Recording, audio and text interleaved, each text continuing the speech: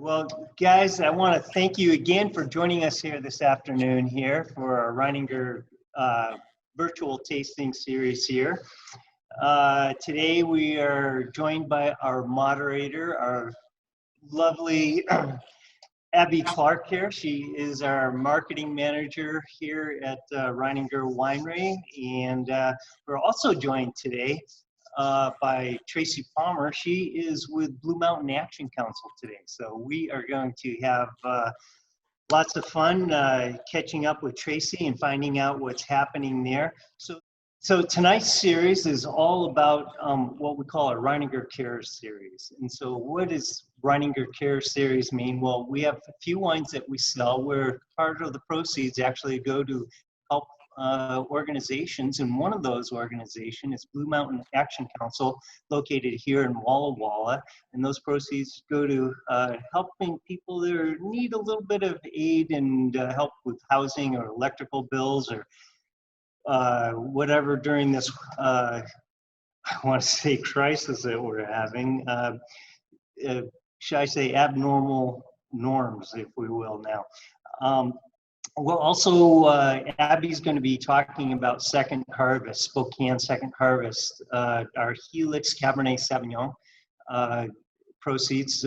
Portion of those go to Spokane Second Harvest, and portion of our REININGER BDX red table wine.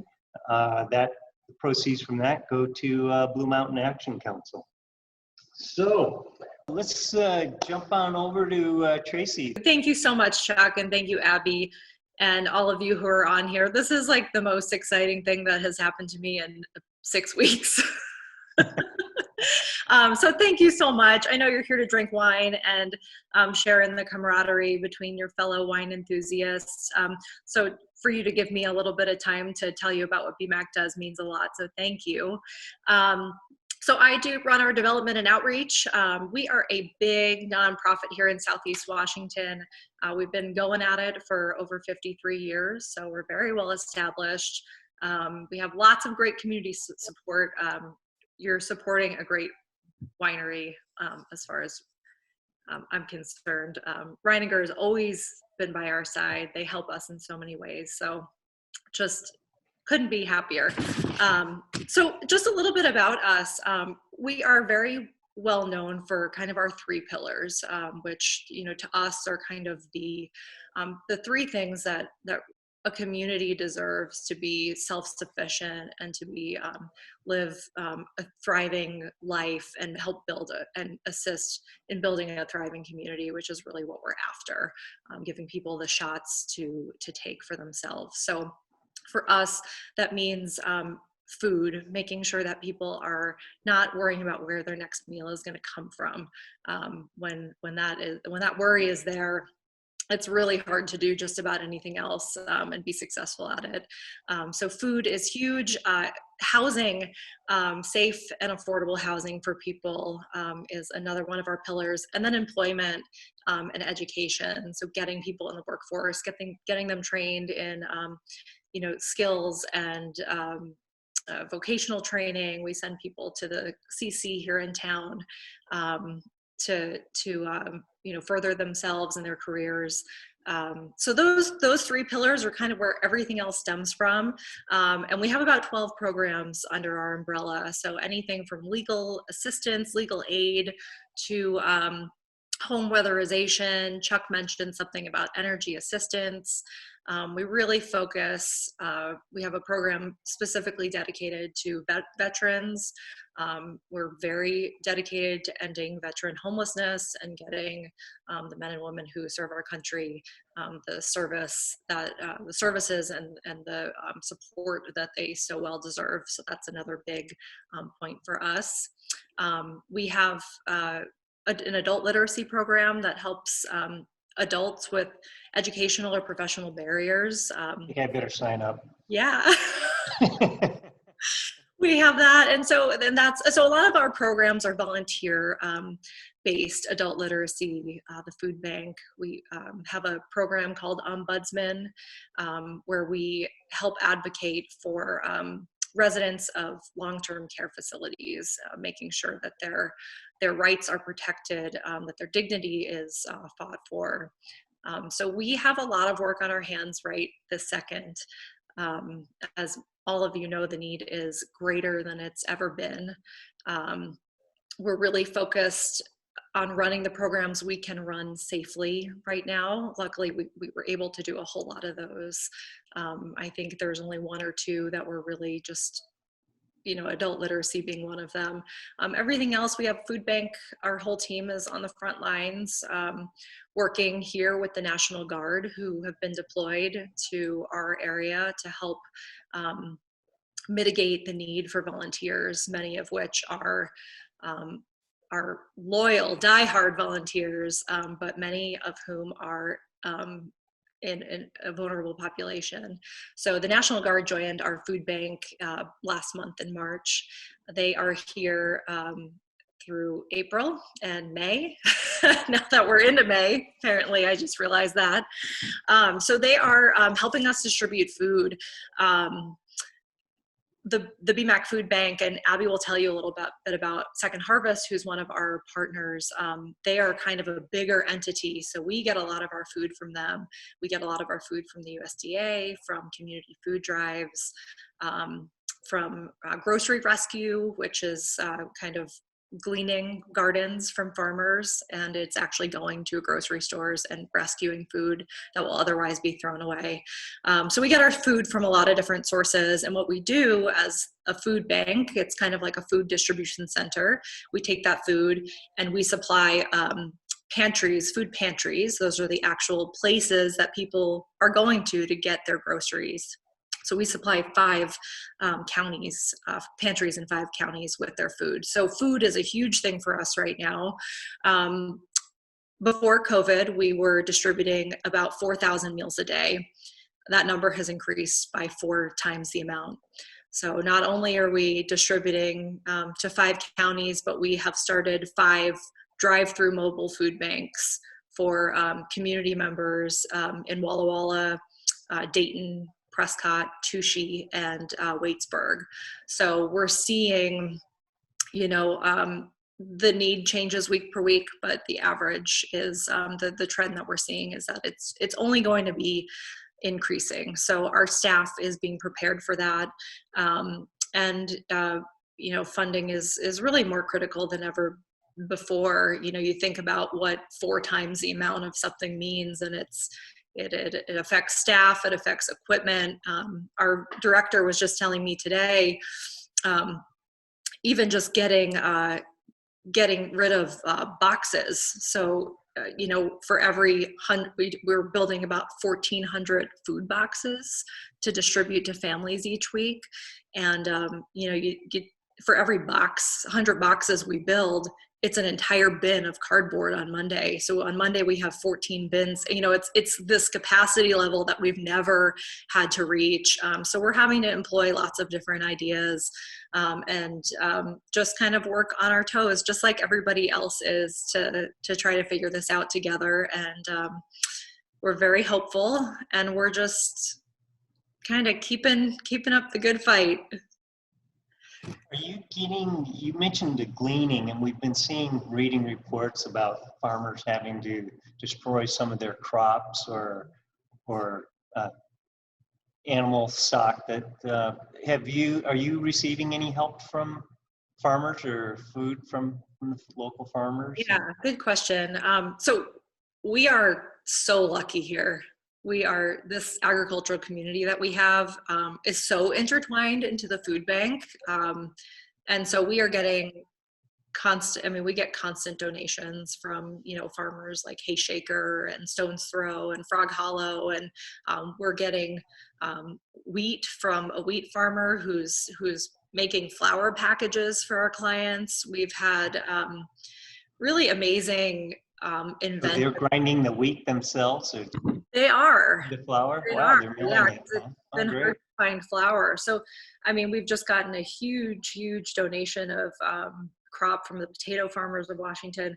We're just it's been really tremendous to see. I mean, things are lighter, like, meat that has been an issue for everyone. So we're looking for different sources of protein, whether they be canned or whether they be, a meat alternative.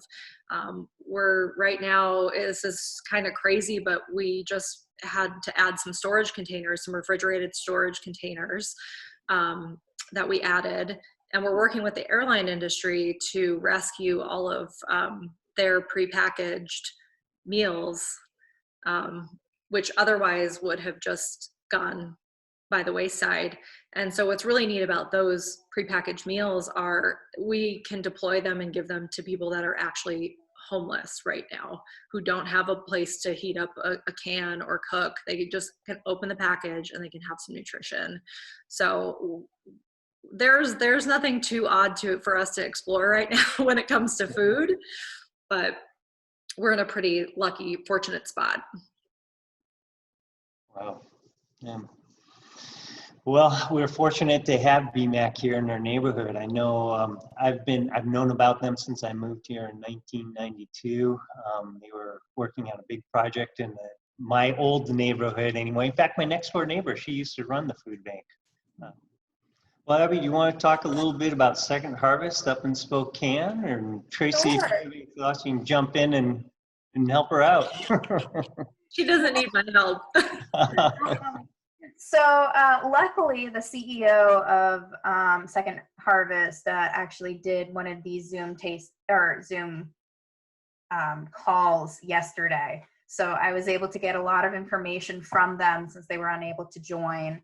But Second Harvest was founded in 1971, actually by a woman named Kay Porta, who actually she just passed away about a month ago at the age of 97.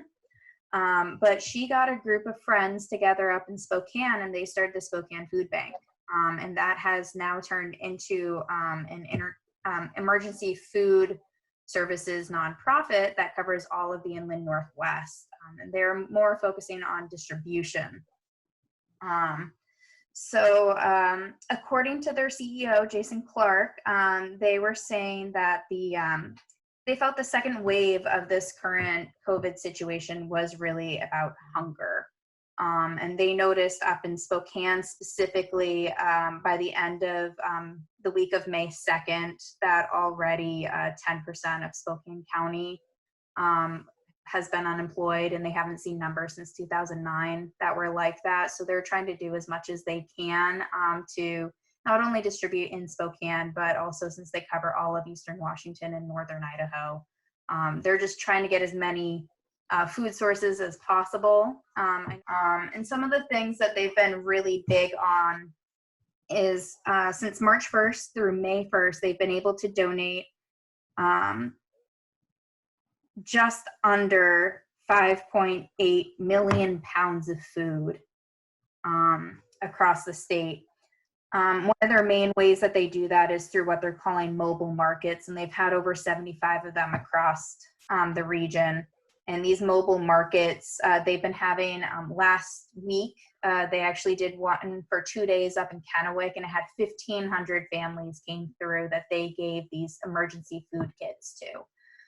And they're down to about like 7 food staples, and they're trying to make it more diverse. They're trying to, put in more fresh foods as well, just to try to balance people out. Another big thing that they're working on is creating these pre-packed emergency food boxes. So you can just kind of come and pick it up. They're working with a couple delivery services up in Spokane to get them around the Spokane County. And part of Second Harvest is they have what's called the Bite to Go program, which is for children.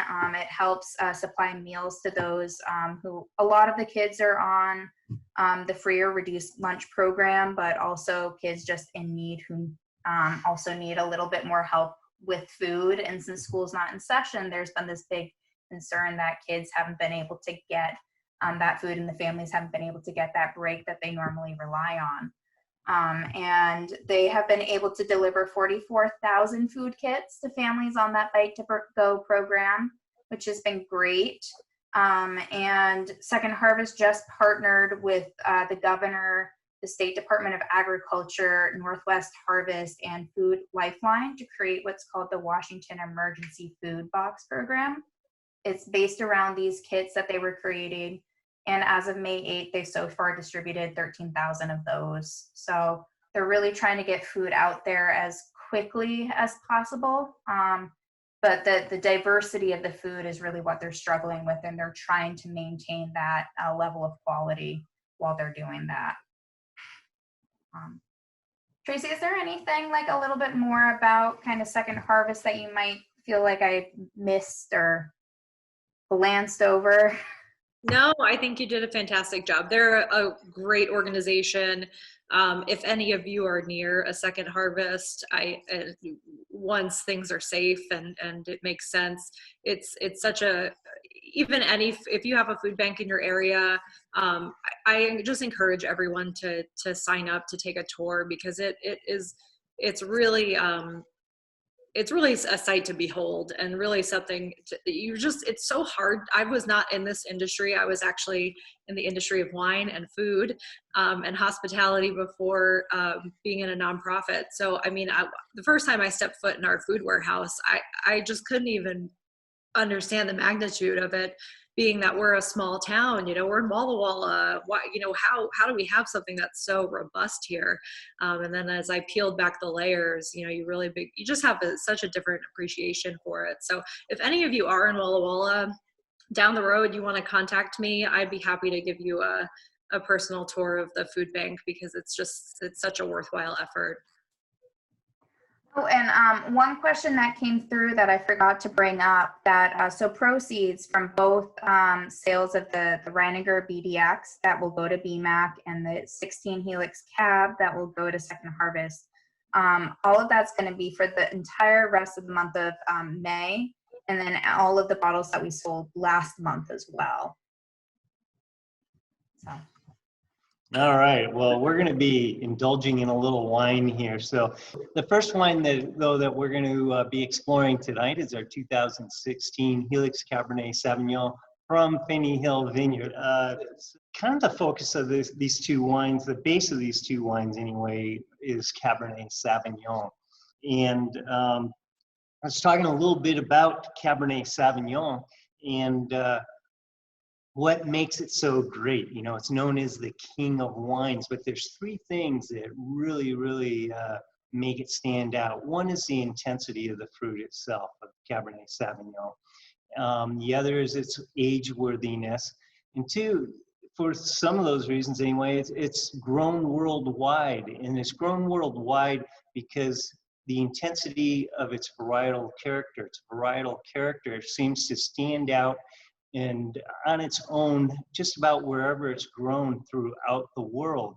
And that is also another reason why it lends itself so beautifully to aging in oak, because depending on the vintage, but some vintages, the varietal character and the wine itself can be so intense that it can actually stand 100% new oak, and still that varietal character will still express itself and show itself without being what I tongue-in-cheek always say, being run over by a logging truck, with wood.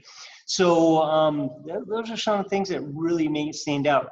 Cabernet Sauvignon, it's a cross between two well-known grapes. Cabernet Franc and Sauvignon Blanc are the parents of Cabernet Sauvignon. And so we know that from DNA testing that was performed down in UC Davis. I think that's when it was, I don't know, it was in the mid to late 90s anyway. So, but Cabernet Sauvignon is also easy to grow. One of the things, reasons why it is easy to grow is because of the thick skins. And the thick skins contribute several things. One, the intensity of flavor, because most of the flavor actually in wine comes from skins, and because of its thick skins, it has more flavonoids, more flavor compounds that can be extracted from the skin, where most of those reside. Also, having a thicker skin makes it more disease resistant also. So therefore, vineyards like it because it does not spoil as easy. It is, I should say, it's not susceptible to rot as easily or other spoilage factors and microbes. So thinner skinned grapes, microbes can easily can attack it easier. The berries themselves become are easier damage. So anyway, so that's one of the beauties reasons why it's easier to grow. And the characteristics of it. One is it's a beautiful color. You know, it has wonderful dark color to it. It's also known for its tannins, so the phenolics and the other flavor compounds, great intensity to it.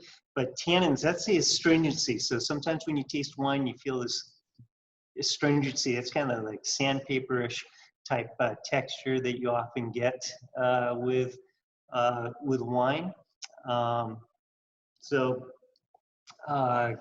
And also small berry size. So between thick skins and small berries, the small berries also make the wine more intense because you get a higher volume of, or I should say a higher ratio of skins to juice anyway. The smaller the berry is, the more skin contact you're going to get anyway when the wine is fermenting. So it's a full-bodied wine. It's like I say, big tannin structure, big mouthfeel typically to it. And for all those reasons, it's a very high impactful wine, and people just go crazy on it, go gaga over it. So a couple of things about it though. Cabernet Sauvignon also has it's known for a little herbaceousness too. So that herbaceousness, if it's not grown properly, can be an unpleasant green herbaceousness or green pepper type characteristic. When it's grown properly, that will transform more into herbaceousness in maybe like thyme or sage, different herbs like that. Or if you let it hang a very long time, you'll get extremely high alcohols, high sugar content, and you can grow those pyrazines out. Pyrazine is a compound that's responsible for those green characteristics anyway. You find it in a lot of Bordeaux reds. Cabernet Sauvignon, one of the ways that we try to mitigate that is in the vineyard, where early in the growing season, actually, the basal leaves, in other words, you have the, what I say, the cane of the wood anyway, and the leaves growing off of it. Well, the basal leaves are the leaves down towards the base of the cane, and that's where the majority of the pyrazines are actually produced by the plant. And as the growing season goes on, those pyrazines migrate from the leaves into the wood and up the wood, and eventually makes their way into the clusters, into the stems anyway, and then can also get its way into the berry. So early in the growing season, actually, we'll go through and we'll leaf strip, take those basal leaves off of the cane, so to reduce the amount of pyrazines that we produce. So also canopy management, huge part of managing the green characteristics in Cabernet Sauvignon. Grapes have this wonderful will to live, and if you keep watering them, they'll keep growing and developing canopy, more leaf structure, and if you get that, you get lots of shade, and the canopy just keeps growing, and the plant will, the vine will concentrate on growing canopy rather than growing fruit. So water management and canopy management is extremely important. So when the canopy gets fully developed, about mid-June anyway, we like to start reducing the amount of water that it has and controlling the water. So therefore, the plant will then start focusing on the berries themselves rather than the canopy. So Again, it's in the vineyard, things are so critical. And also when we harvest is definitely critical time. So usually, within about a 2 or 3 day window is really optimum when we want to harvest it. So, Hey, Chuck. anyway. Yes, ma'am.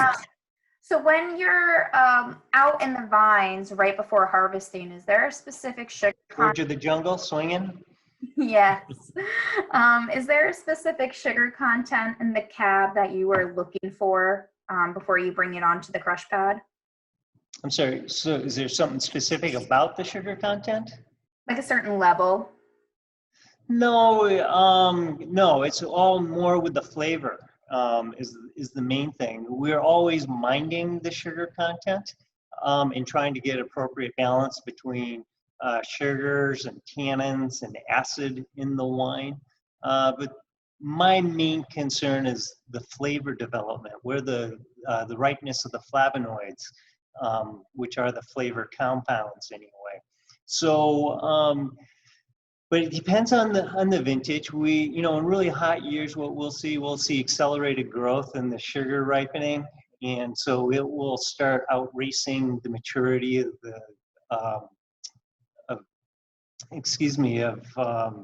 the flavonoids and phenol compounds. So we really we'll have to wait and let oftentimes the ripening of the flavonoids and the phenol compounds catch up to the sugar itself. So no, we're really, my opinion anyway, is flavor is everything. I mean, that will give us an idea, an indication, I should say sugar content will give us, it's one indication of ripeness, a measure of ripeness, but it's only one element of it anyway. So one of the big things that we look for is lignification in the vine. So lignification in the stems and in the seeds. Lignification is where you'll see the stems and the vines themselves starting to turn brown. You'll see the wood go from green to brown, and the seeds will do the same thing. So when the seeds inside the berries are still green, they'll have a lot of real bitter, harsh tannins to them. But as time goes on and they ripen more, those tannins will ripen more, and we'll get lignification, and the seeds will brown and the tannins start mellowing out. And so when those seeds are green, they're very hard and they can damage dental works. So we need to be very careful when we're tasting the fruit in the vineyard. However, later on, when they are about ready to ripe, that's one of the things that I look at. How crunchy are those seeds? How easily do they break when I chew on them? And I'll look at the color of the seeds, and I'll chew on the seeds to see how bitter those tannins are. So there's lots of things that go into it, but the most important thing is absolutely flavor. So, but sugar is just one parameter by which we judge ripeness in the grape itself. So, well, anyway, Finney Hill is in the Horse Heaven Hills. It's about an hour and 20 minutes west of where I am here in Walla Walla. If you know where Boardman, Oregon is, it's right across the Columbia River from Boardman, Oregon. So there's Finney Hill. So it's down in the Alderdale area. It's where Alderdale Creek comes out. But Finney Hill is actually up on top of there's the Columbia Plateau and on the Horse Heaven Hills. So this whole area right there is known as the Horse Heaven appellation, okay? Horse Heaven Hills. Horse Heaven Hills is a cool formation. It runs west to east in a, west to east fashion across the southern edge of Washington State, running from the Cascade Mountains over to the Blue Mountains. And it's bisected only in one place in the Columbia River, and that's where it makes this horseshoe bend at the east end of the Horse Heaven Hills appellation. But the Horse Heaven Hills actually continue across and make the southern boundary of the Walla Walla Valley here. So, but one of the interesting things about Finney Hill. It has more gravels. Well, first of all, it's up above the Columbia River. So if you get up on top of the plateau, and then there's another hill formation called Finney Hill. And it's right across the street from Shampoo Vineyard. That's known as arguably perhaps the most famous cab producing vineyard in Washington State. So yeah, you see down along the river, you can actually see kind of in the drawing, you see that they kind of drew in the bluffs there. And the Alder Creek drainage, Abbie, you can go just a little to the left there with your pointer. Yep, just and you see this drainage coming right down the center. That's actually Alderdale Creek, and it goes up to the upper left-hand corner. That's the Alderdale drainage area. So, but anyway, Finney Hill up there, it's interesting because surprisingly, it has a lot of gravels up there too, which Cabernet Sauvignon absolutely loves. So there's more gravels up there than we typically find around here, except for perhaps the Rocks district, where it's hard to beat the gravels, how much gravel's there. But Cabernet Sauvignon really likes well-drained soils. Merlot can tolerate more clay, but Cabernet Sauvignon really likes well-drained soils. It doesn't like to have wet feet, as they say.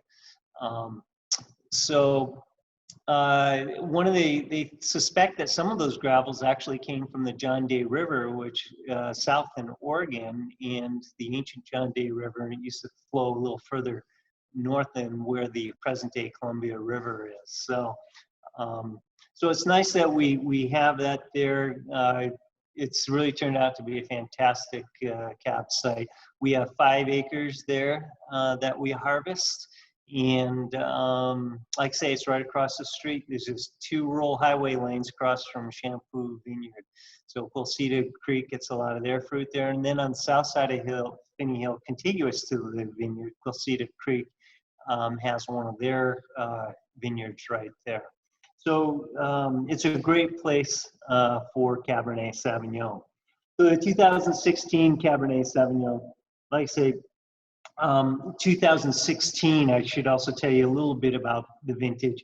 The spring started out pretty hot, and it was a very warm summer, and because of that, we ended up having medium plus size berries, and the fall started cooling off a little bit. But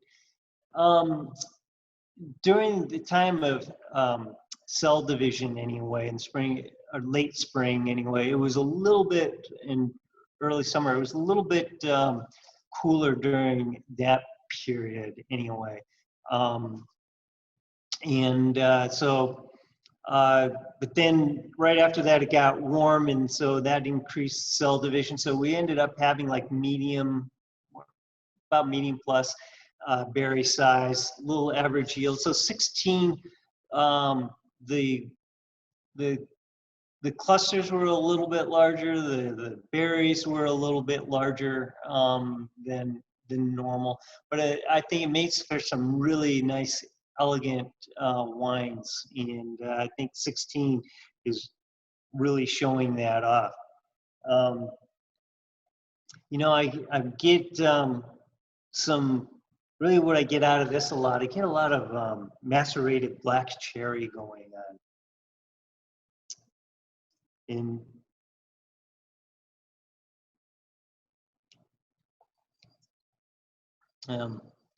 Actually, I should be talking about the nose a little bit more here, but it's that time of day. I want to sip on this myself. Anyway, so that a lot of black currant that I pick up out of here. A little bit of wood spice. The wood spice with time is starting to mellow out a little bit. The tannins have really softened up on this particular wine.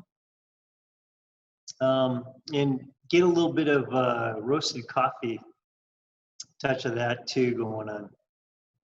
But there's something else here that a little bit of floral aspect that I can't quite put my finger on it at the moment. But it's fun seeing how these wines evolve and change. So I get like a tiny bit of rose going on this wine. So I'm going to go ahead and take another sip of this.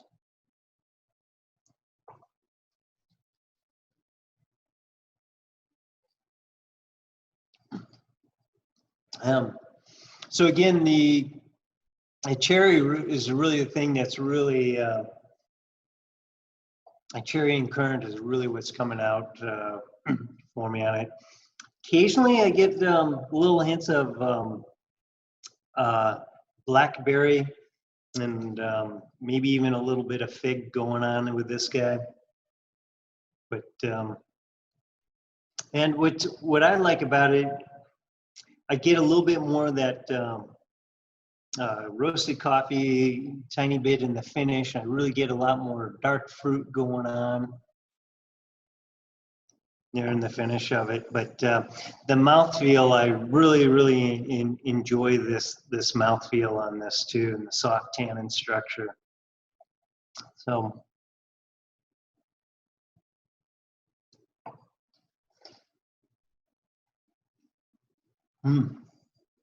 All right. Does anybody have any comments or any questions on this particular wine?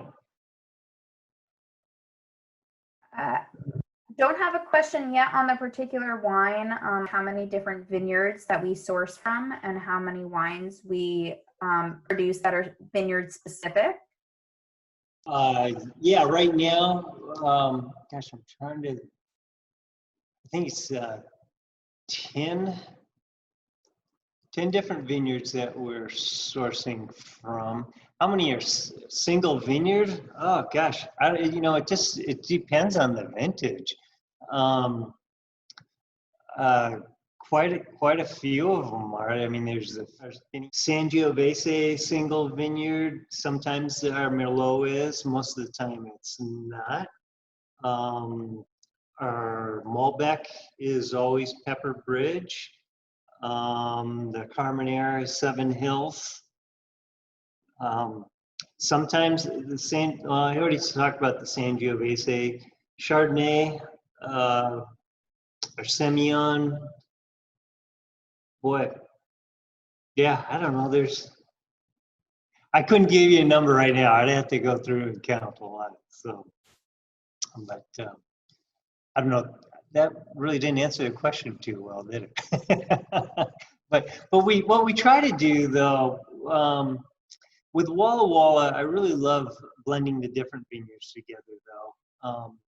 We're trying to show off more of the whole of the Walla Walla Valley, kind of a synergistic approach. But occasionally we get blocks from certain vineyards and certain vintages that will really stand out. And when those events occur, by golly, we're really proud to show off those individual vineyards. So like I say, we've had Cabernet Sauvignon that's been bottled both as Pepper Bridge designate and as Seven Hills designate before. So when the vintage is right for a particular grape, we let her shine and stand in all her glory. But I really love the way that the different vineyards around here contribute to the whole, if you will. So you get a sense of the entire Walla Walla Valley. So that's kind of my goal. But like I say, I will put out there the very best we can. So when a vineyard block has earned it and deserves it, boy, we don't hesitate whatsoever to vineyard designate it. So. And varietal designated. So yeah. Chuck, we also had another vineyard question. How much control do we have over watering, pruning, picking, and other vine management topics when we're sourcing grapes from? Quite a bit. It's within reason. We have those discussions all the time with the vineyard managers, and I let them know what we're looking for.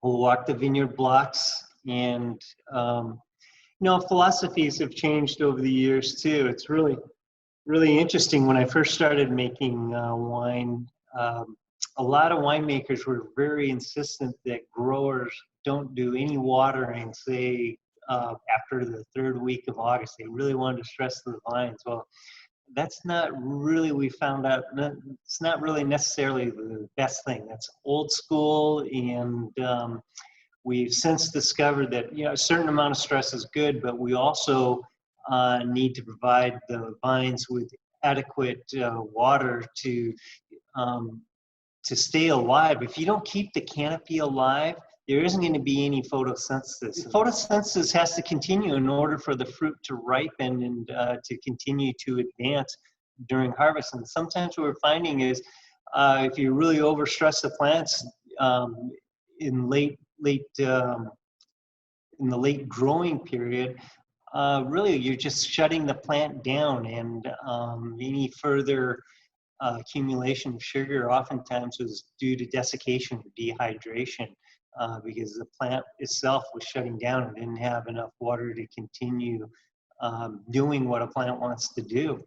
And so we've learned a lot over the years. So, but yes, I have a lot of control over that, over canopy management. And, but you know, but it's a teamwork thing, because it's really working hand in hand with the vineyard managers themselves. They know their vineyards much more than I do for the most part. And it really depends on the vineyard manager. So guys like Ed Kelly, who I know a lot of you tuned into 2 weeks ago. With Ed, it's more that I'm the student and I listen to him. I tell him what I'm looking for, but man, that guy, you know, I just learned so much from Ed. Other vineyards, though, I definitely have a lot more input, or have a lot more to say, put it that way, towards to have them growing the fruit the way that I see fit anyway. So, but for the most part, the vineyards that we work with, the vineyard managers are very talented, and so it's a team effort to get to the point to achieve what we're looking for here at Reininger. Chuck, do we ferment harvest from different vineyards separately, even if they are the same grape, or do we ever blend harvest from different vineyards at the same time? No, we don't.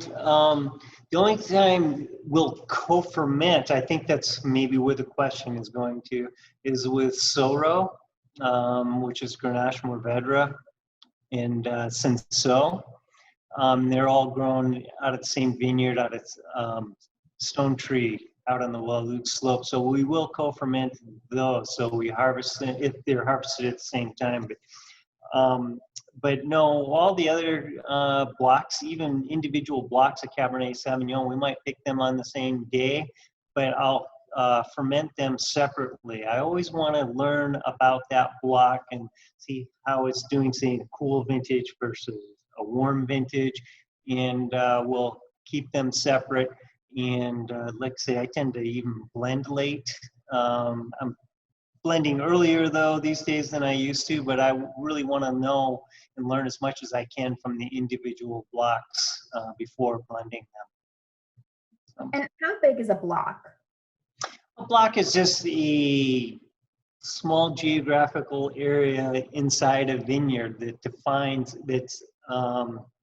that grows all the same varietal. So for instance, our block number 2 Cabernet Sauvignon up at Seven Hills, it's all block 2 similar. The block has similar soil type throughout the entire block, same slope aspect. All the rows are right next to each other. There might be 30, 40 rows in that particular block. And so it's just a designated area within a vineyard. And yeah, gosh, if I could show you, just think of a chessboard, if you will, the vineyard divided up into all these different blocks. The blocks can have really odd shapes to them. They can be defined by little gullies or streams, soil types.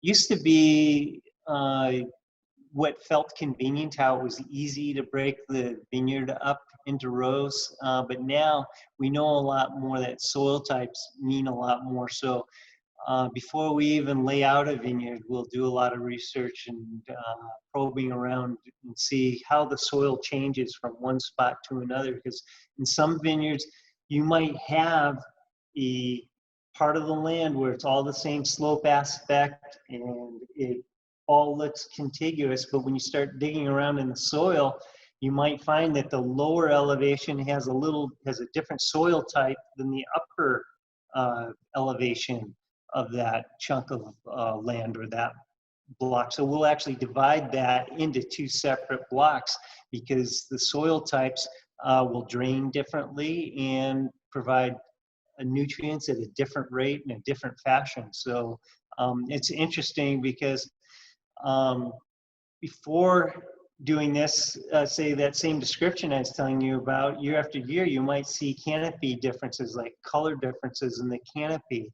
And you could attribute that when we dug into it, no pun intended, you find that, okay, well, that might be because different soil type down at the bottom than up towards the top. So it doesn't make sense to try and grow the fruit and do the canopy management and the irrigation management the same in the lower portion of that slope versus the upper. So they require different things. So now we try to divide blocks into, we'd actually make that two separate blocks, say, instead of one block. And we might grow different types of fruit on it. So maybe down below the soils are a little sandier than up above. We might have more clay. So we might put Merlot up top and Cabernet Sauvignon down below in the sandier soil. So yeah, so that's how we think about these things. Would you compare the Finney Hill Cab versus like a Walla Walla Cabernet? Well, I would, the Walla Walla Cabernets, I think, have a little, for the most part, a little bigger tannin structure, oftentimes a little more earthiness, a little more minerality, but I also think kind of a little more old worldness to them, if you will. So to me, I think they're a little more complex where like Finney Hill, you get more upfront fruit. I think you get real nice round tannins, or soft, I shouldn't say round tannins, that's not quite right. They're fine tannin, they're kind of fine, but with a little roundedness to it. Just depending on which vineyard it is here in the Walla Walla Valley. Seven Hills with the sandier soils has a little sharper tannin structure, a little rounder, bigger tannin structure. Out of the more clay soils like Pepperbridge, it has a little bit more clay content to it. So generally speaking, I think a little more forward fruit out of Finney Hill than you do out of Walla Walla Valley. So. If people are okay, I do have a few more vineyard questions to kind of okay. through. Is there a quality difference between the Reiniger and the Helix vineyard you source from? Quality difference? No, I would say there's a difference in the vineyards themselves and the AVA. So I think generally speaking, I think the Walla Walla caps will age longer than the Helix ones, and generally speaking. So if you want a little more upfront, approachable, earlier wine, that would be more the Helix. Again, depends on the vintage, but generally speaking, yeah, I'd say that the Reininger Walla Walla will cellar a little bit longer, for sure. So, but it's not one's not better than the other. We make both the wines with quality in mind, so we're not taking any shortcuts on them. Okay, your next question there, Abbie, that you have. Just to kind of explain how like a contract works versus like people's conception of more like the estate winery. So as far as the fruit goes, yeah, we don't actually own any of our own vineyards. We contract with the vineyards. So there's basically two ways of doing it in Washington State. One is by the ton, and we don't contract that way. If I was contracting by the ton, it's more up to the grower where that fruit comes, and they decide when it's ready, and would give me a call and tell me to come pick it up, say your fruit's ripe, we're picking it, come get it. So it's not in the interest of quality anyway. Where something that kind of unique started here in Washington State, which is spread to other parts of the country now, is contracting by the acre. And so this creates more of a synergistic relationship between the grower and winery, in which we actually know out in the vineyard, there's actually specific rows that we will contract. So if we go out to the vineyard, it'll actually say Reininger and say rows 1 through 15 or something like that. And so the fruit that's grown on those vines goes specifically to us, and we contract those. Some of our contracts go back to 1997 when we started. We've been working with the exact same vine. So it's important to me as a winemaker to get to know our block, and it's the same block of fruit, the same rows year after year. And so I get to understand the soils in that particular block and understand how the conditions are in a wetter, colder year versus a dry, hot year, and get to learn the differences over time. And we pay a premium for it, but I'm also the one that decides what kind of yields are going to hang on the vine there. So in a tonnage contract, the grower is incentivized to crop it heavy. So he has more tons on the vine and can sell more tons, where under the contract method, we set up parameters where we ask that, say, we want 2 3/4 tons per acre on this particular block, and there's disincentives if they go over a variance with that desired yield that we're looking for. So if the fruit comes in at 3.5 tons, well, then the growers penalize some for that. And so it's shared risk in it. But again, we pay a premium and I can ask the grower to make as many passes through our rows throughout the growing season.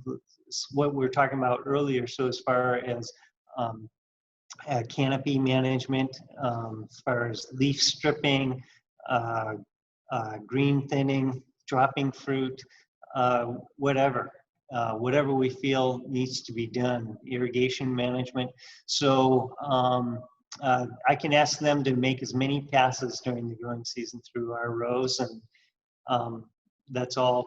I don't have to pay extra for it. It's what they do. So yeah, so like I say, it's it's a synergistic relationship that way. The whole being is, the incentive is that we work with wine growers, not grape growers. So they grow the fruit to the best quality, our needs possible. And so we can make the best wine possible. And that brings more claim to their winery or to their vineyard, and brings more demand to their vineyard. And that way they can charge us more because there's more demand for their vineyard. So everybody's happy. We make better wine, they make more money. Yahoo, the world goes around. And we toast to the vintage.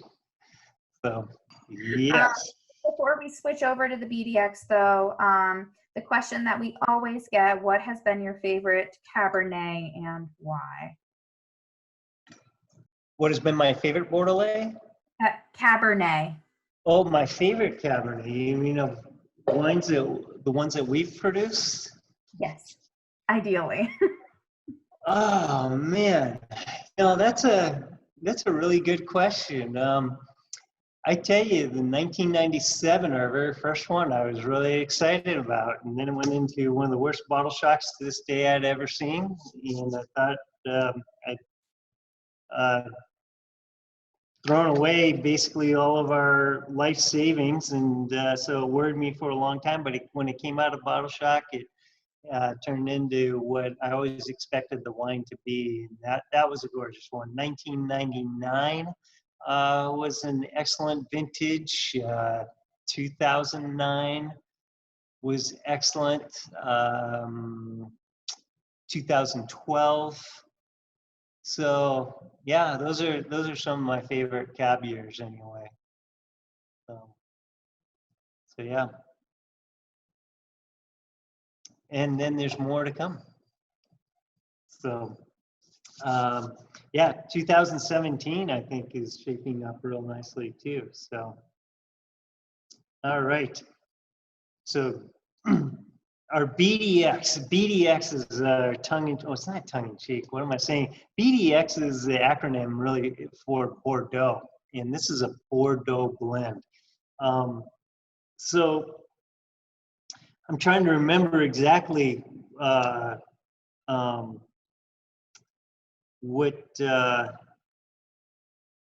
percentage is. I want to say, if I remember, was like about 46, 47%. It might even say in the bottle, it's Cabernet Sauvignon, and like 24% Merlot.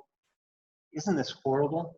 I don't even remember. Abbie, do you remember exactly what it was? Like 46, 47% Cab, 24 Merlot, and man, anyway, there's a little bit of Malbec in here too. Oh, I remember. And then about 26%. The rest of it was other Bordeaux varietals. So some Malbec, a little Cabernet Franc, and some Petit Verdot in there. So this wine is, we used to make a wine a long time ago called RTW. And, that wine, RTW, just always surprised the heck out of me. In fact, that was one of my favorite, 99 RTW was one of my favorite wines we made. It's really interesting. It was our lower end wine just simply because really what it was, it takes some of our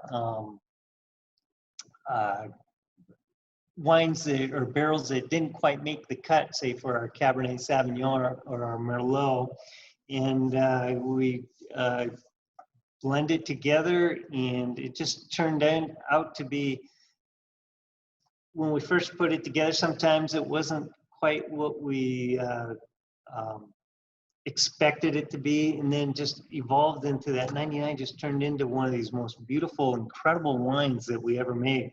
But so the BDX though is really intended to be a Bordeaux blend, so with more forethought anyway than the old RTW. And like I say, BDX means Bordeaux, and so it's a real fun tradition. A lot of people well, sometimes his blends are really nice. Remember how I was talking about how I like blending the different vineyards together to bring a synergistic relationship, or kind of dovetailing the different parts of the valley together, if you will.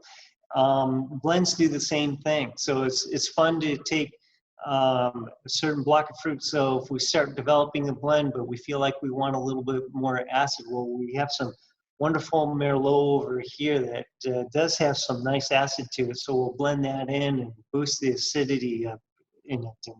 And here's some Cab here that can add to the tannin structure, some Petit Verdot, if we're looking for a little bit more blackberry that we'd like to see flavor profile in the wine. Or bring in some Petit Verdot or a Malbec. And so it's really fun winemaking anyway, doing a Bordeaux blend. But I have to admit, this particular blend was the bane of our existence around here for about 6 months.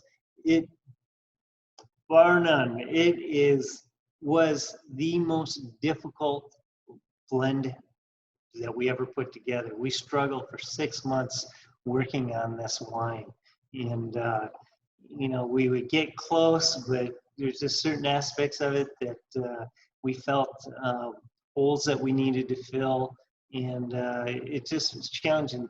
Sometimes we would work, you know, whole afternoon on it and just feel like we're just pounding our heads against the wall, and we come back the next day and work on it some more, and then we'd put it aside for a week and then get back to it. And it just took a long time, but we finally did it. So, man.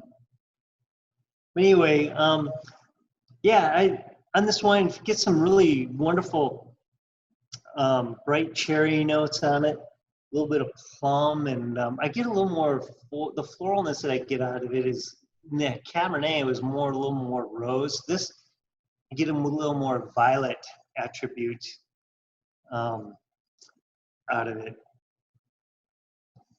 And yeah, there's just a real nice, I get a little more, I don't know, tiny bit of, gosh, a little bit of exotic wood spice on there in the nose. So I love the color in here. Beautiful, deep garnet, purple color to it. Are any of you guys, how many of you at home have this wine? Does anybody have a bottle of the BDX there? All right, good. You guys are awesome.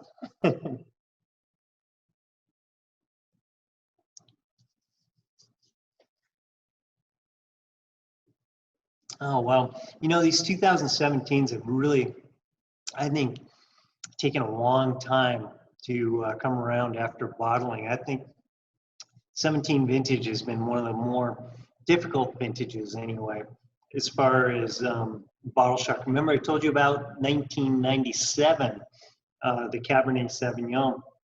Maybe it just happens every vintage that ends in a 7 or something tends to have more difficult bottle shock. But I tell you, I really love it, the way that the tannins are integrating into this. They have, gosh, this is even in the last 3 months. But the intensity, I see a little more intensity. Remember we were talking about berry size in 2016. We had medium plus size berries. So 17, we had smaller berries, and it shows. I think there's this wine shows a little more intensity in color, but also on the palate too. So I see the 2016 is a little more feminine, a little more refined. It's absolutely a beautiful wine where the 17 just exhibits a little more focus and intensity, I believe, in it. So definitely a little easier to grasp it anyway. So. Hey Chuck, can you describe what bottle shock is? I wish I could. Bottle shock, basically, it's wine going berserk is what it is, man. You know, we nurture the wine in barrels for, you know, sometimes years, and it takes a long time for all these different flavor components, everything to meld together, the oak, the tannins, the acids, and all of it just to marry together and to become one. And so we play classical music versus, you know, heavy metal in there, and really try to coax the wine along. But then it comes to bottling, and bottling, you know, this wine, it's got to go through pumps, gets ripped apart, and in the bottling line, the wine gets squeezed through this little orifice to fill this 750 cc bottle of wine. And so it's really quite traumatic for that wine. And so all these flavor components, all these different parts of the wine that have been living in harmony for the last couple of years, all of a sudden just gets ripped apart. And so it's as if all these different parts just go to their own corner of the bottle. Think about that one for a minute. But, and they don't want to get along any longer. And so everything's disjointed. You know, tannin seam in one place, acid seam in another. It's just flavors shut down. They don't want to come out and play. And we'll actually see it too. We'll call bottle dumb. I sometimes travel from here to Seattle, 4 hours of driving in the car, that constant vibration. We can see a difference in the wine too. I always suggest after receiving your wine that, hey, let them sit for a month or two if you can before trying them. But you know, for special occasions like this, you know, to taste, it's fun to get them out. But if you can afford that luxury, let them settle down. And so there's bottle shock and bottle dump. So bottle shock, sometimes wines will come out of it real quickly. Sometimes they don't. Syrah, it's funny, it seems to take a while for it to actually go into shock. I find that Syrah oftentimes for 3 months will taste really beautifully, and then it will shut down sometimes for a year or two before it really starts opening up and blossoming again. The Bordeaux's, anywhere from a month to 9 months of bottle shock. So it really depends on the vintage. So I think 2017 is one of the worst years I've seen for bottle shock. But I tell you, when they come out, I mean, these things are really, you know, just in the last month or so, are really starting to show and display what they showed us, you know, over the last couple of years in barrel, and why we made the wines that we did. So, yeah, like this BDX, you know, after bottling, I'll be honest with you, you know, the day after bottling and the whole month after bottling, I really didn't enjoy tasting any of our Bordeaux 17s. You know, it just took a while, and now they are really, really showing themselves. And wine is such a dynamic creature that it's fun seeing it go through this. It can be quite frustrating, but it is. So, but yeah, but this, I mean, gosh, we just get these, you know, beautiful, like say, nice, intense red cherry on this.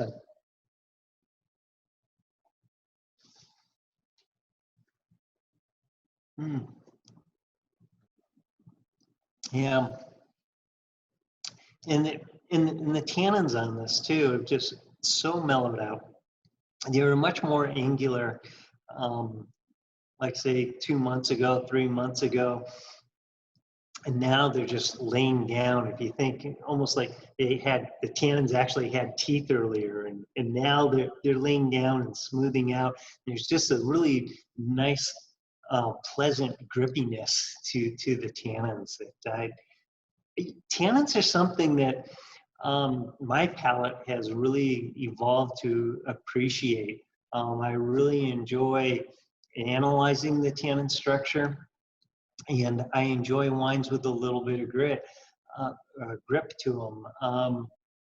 When I first started making wine, I was more of a very soft palate person. That's what I was really seeking.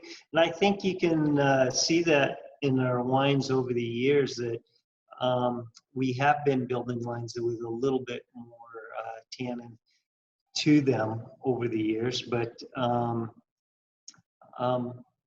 kind of going back the other way now too. So, but no, the tannins on this are really, really nice. So, and I get it.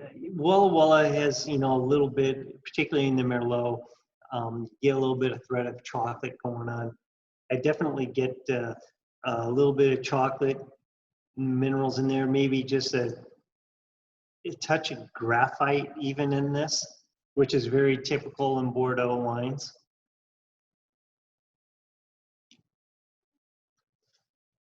it's funny, sometimes people say, Chuck, graphite, are you crazy? But no, graphite is actually a typical flavor that you can sense. I don't know if you get like, pencil lead, for a mechanical pencil. And there's actually a certain smell to that. Or if you've ever like machine shops or something work with graphite as a lubricant or something,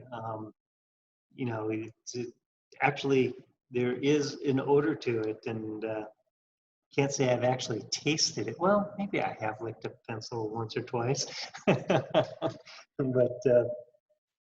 yeah. So, and remember I was talking about a little bit of herbaceousness.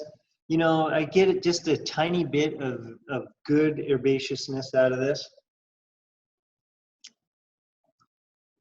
It's not, green pepper at all, but so yeah, very, very much. I think of this as a really is Walla Walla for sure when I taste this. So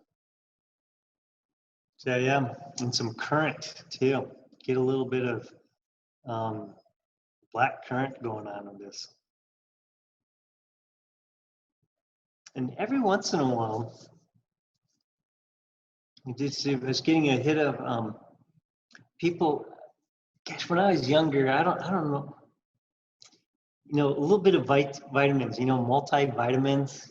They have that a certain kind of, I don't know, a little smell to them or something. But that's also something that you'll find in Bordeaux's oftentimes.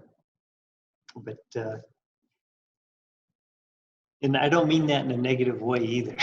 But yeah, no, I'm really, really thoroughly enjoying this wine.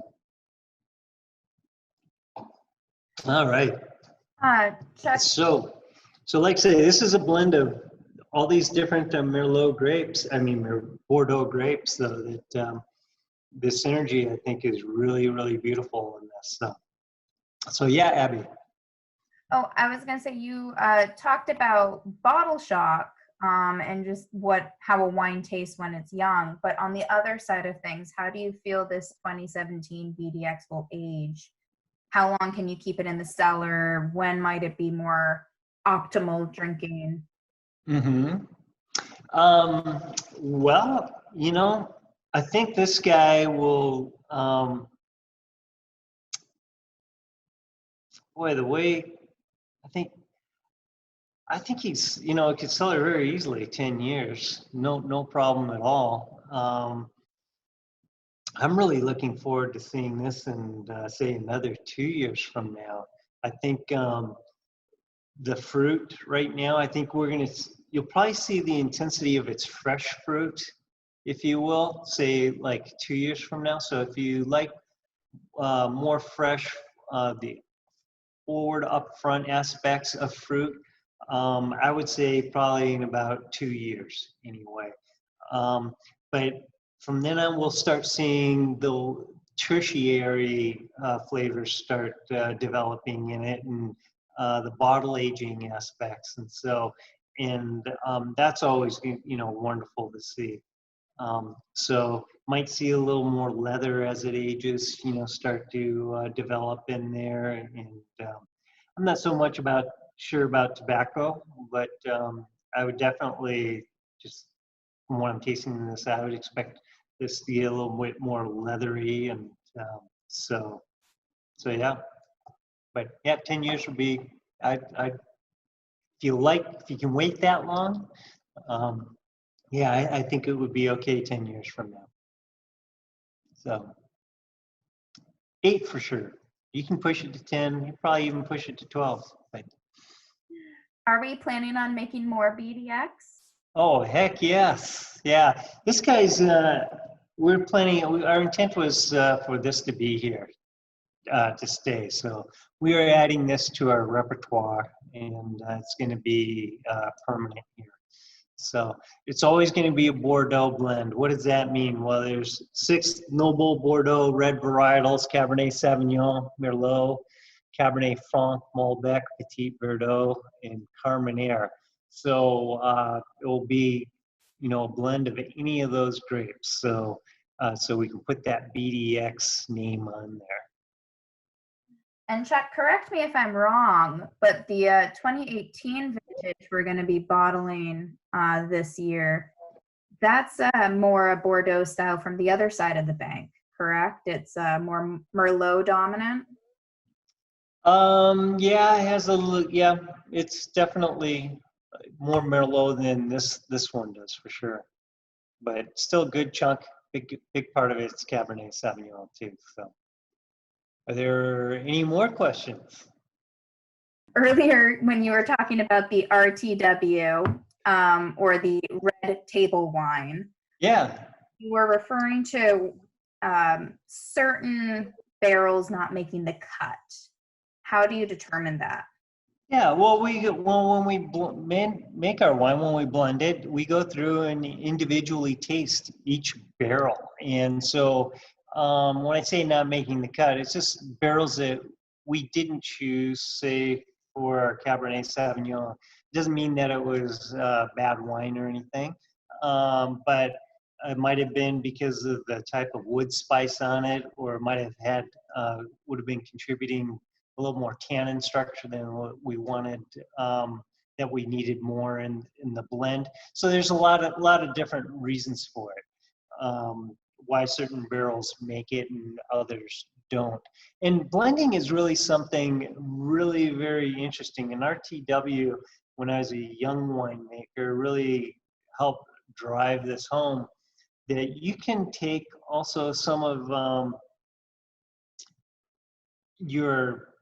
what you think are the best tasting barrels in your winery, in your cellar, and you blend them together, and you do a trial blend, and you think, oh, this is going to be absolutely awesome. Well, it can be kind of like creating white noise sometimes. Sometimes these things are so good that they cancel each other out. Instead of creating synergy, they're just canceling each other out and fighting, and there isn't any harmony. And sometimes you take something that you think may not be the best wine, just for the heck of it, you go and toss just a small percentage in there, and you go, oh wow, this is adding the complexity that this wine needs, and it just makes the wine. And so that's why blending it blows me away sometimes. It's really fun when I blend, when a concept that I come up with in the vineyard as I'm tasting the fruit actually comes to fruition and actually works out what my thoughts before even harvesting them. That happens sometimes. Sometimes those thoughts, nothing doing. It doesn't materialize at all when we try putting them together. So the art of blending, it really surprises us. And sometimes we'll be working with something and we'll just be thinking about, okay, what in our cellar, we want to achieve this. How do we get to that point? And sometimes, okay, well, if we pull some of this out and put twice as much of this in, it achieves it. Or sometimes it just only needs 0.5% of something different.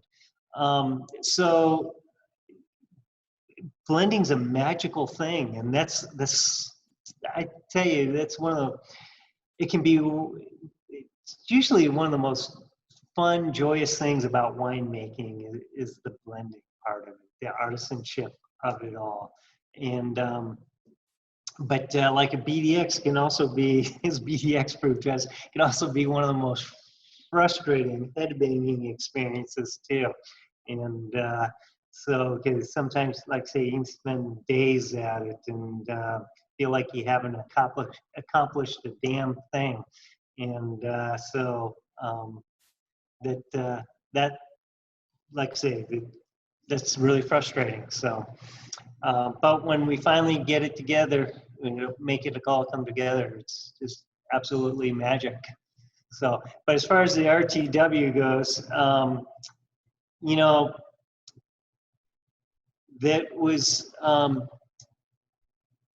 that wine, I remember the first one we made, I mean, we put it together, it was a good wine, and, but we also priced it accordingly. It didn't measure up to what we thought our Cab and our Merlot did, but man, we were so wrong.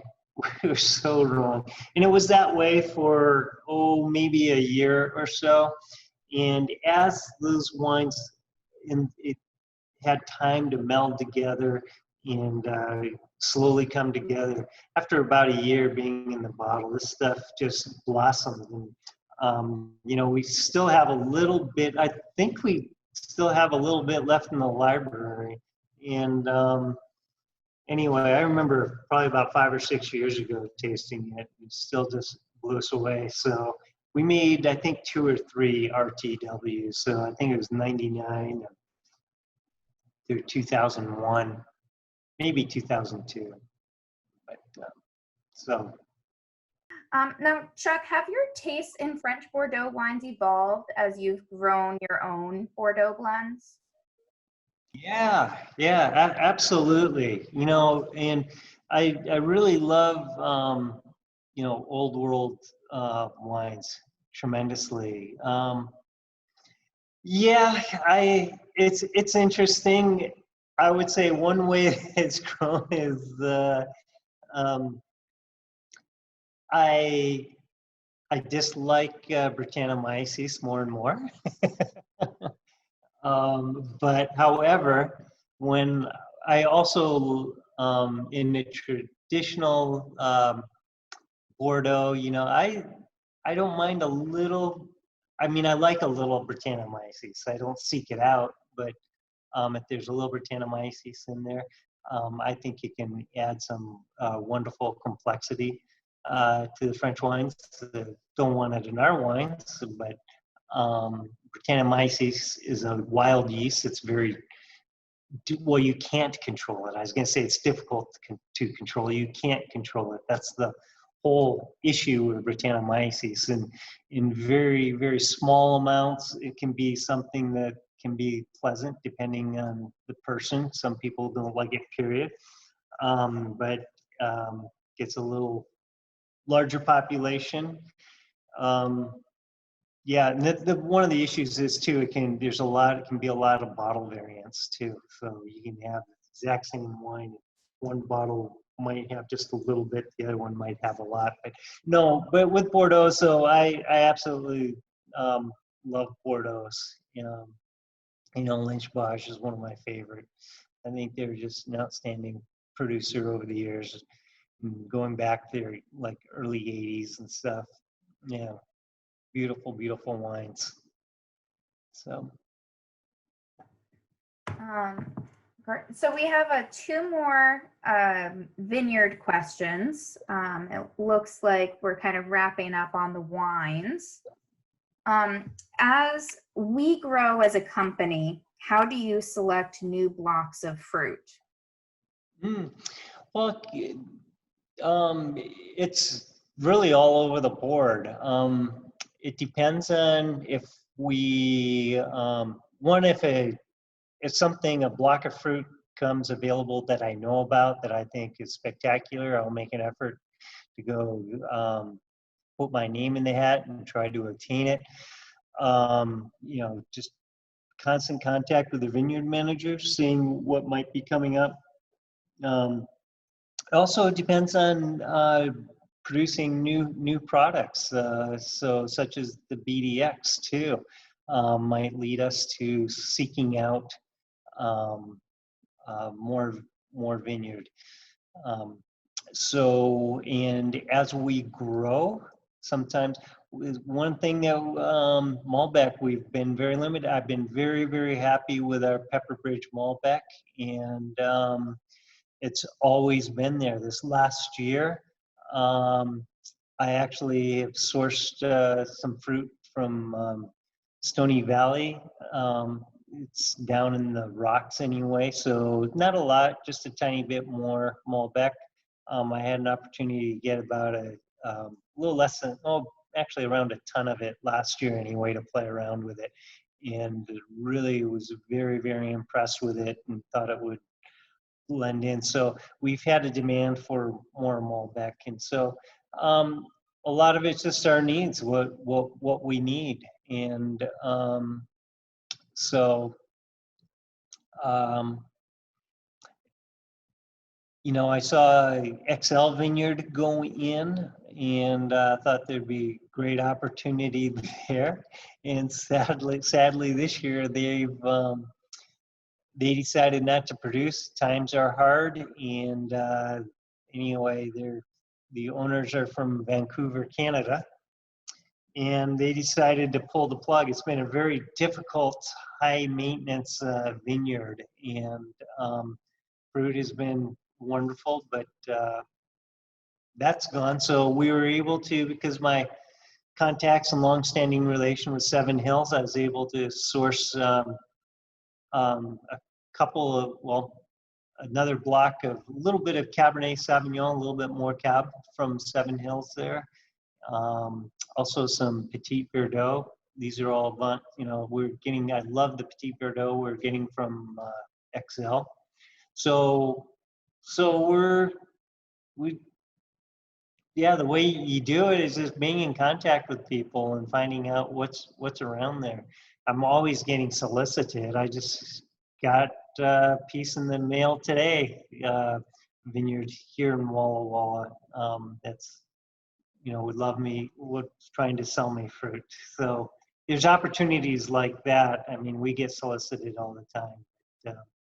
No, it's going out in the vineyards and knowing what's there and having tasted the wines that have come from those vineyards, and particularly from those blocks, if we have that opportunity to taste those wines. So it's a multifaceted approach anyway to seeking out new blocks.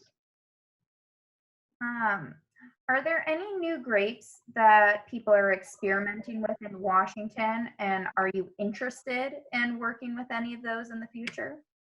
Yeah, people are always playing around with grapes, and there's some esoteric grapes that we see around. I think Tempranillo is something that we'd like to maybe play around with a little bit. I've been actually looking around for some appropriate Tempranillo. So I think that would be fun. So yeah, it's hard, you know. It's me as a winemaker, I'd love to make so many different types of things, but then also our pocketbook, our finances also say something different, you know. So we have to be careful with that. So we do have to be able to sell and what we do make too. So, but sometimes it can take a while to play around and figure things out. So it can cost a lot of money. So I truly wish not only different grapes, but different sites, different elevations here in the Walla Walla Valley, and going up in elevation, the foothills of the Blue Mountains. I think we grow some really interesting things up there. Some more white varietals up there where it's a little cooler. Maybe some Riesling and Gewürztraminer I think would do really well at the higher elevations, and so yeah. Are you working on potentially any other Desideratas in the future? Since we're always looking for the opportunity to do Desiderata. When it's right, we will do it. Oh man. So yeah. Well, guys, we're gonna cut this one a little shorter this time. It's not even 2 hours yet. Unless Abbie, are there any big pressing questions there that we need to hit? I think one, Dana is wondering about Boucher, since you're talking about different vineyards. Uh-huh. And then what is Reininger's most popular wine? Oh my gosh. Well, in the great words of Gary Figgins, the most popular wine is any wine we're selling right now. Gosh, I don't know. As far as popular wines, it's sometimes it's been Cabernet Sauvignon, sometimes it's been Syrah. Gosh, at one time it was Merlot. Merlot was named best wine in the state one year. Gosh, I don't.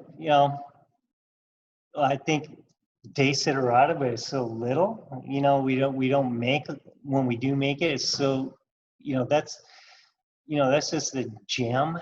So do you call that popular? I don't call it popular. I call it, well, like I said, a gem. There's no other word for it.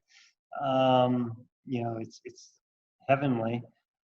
So I don't know, a lot of them. Chima, we just do some real fun, special things that, I don't know, we really put our heart and soul in, and really brings us that sense of adventure that we're all about, and that discovery of both Walla Walla and Columbia Valley. And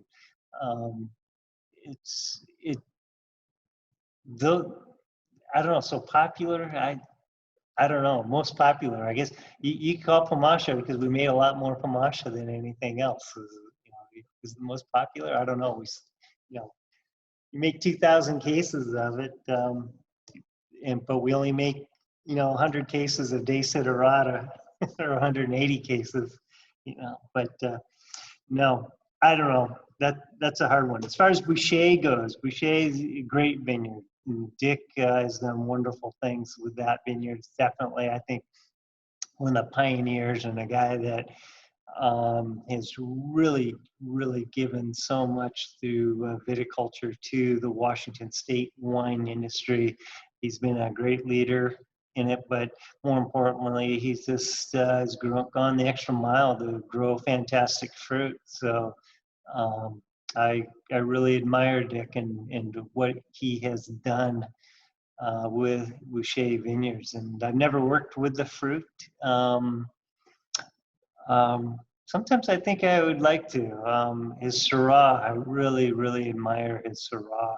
And so one of these days, I'll just, I guess it's got to be sooner than later. He's probably going to retire here pretty soon. So, yeah, it might be a good idea. Give him a call and see if we can get a little of his Boucher Syrah. So, but I love Boucher. Love him. Hope that answers your question, Dana. And if any of you have an opportunity to try it, by all means, go for it. You're not going to go wrong. Well, everybody, hey, thank you so much for joining us. It's so much fun seeing all of you, and really appreciate you supporting our wines, and supporting Spokane Second Harvest and the Blue Mountain Action Council through these two wines here today.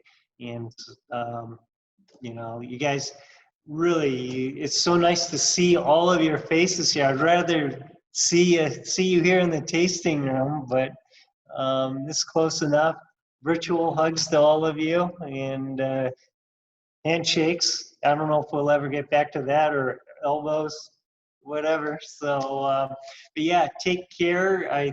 I hope this helps everybody relax a little bit more and enjoy their seclusion, if you will. But hopefully we're not so secluded anymore. But that's a wonderful thing about wine. Through the millennium, it's always brought people together, people and food, culture. A lot of good politics have been made through wine. So, or I should say, achieved through wine, and probably some really stupid things too. So, in fact, I know a lot of stupid things have been achieved through wine. So, but anyway, no need to go there. So thank you all for partaking, and we'll see you in 2 weeks. Hope to see all of you in 2 weeks. So thank you, take care, and cheers.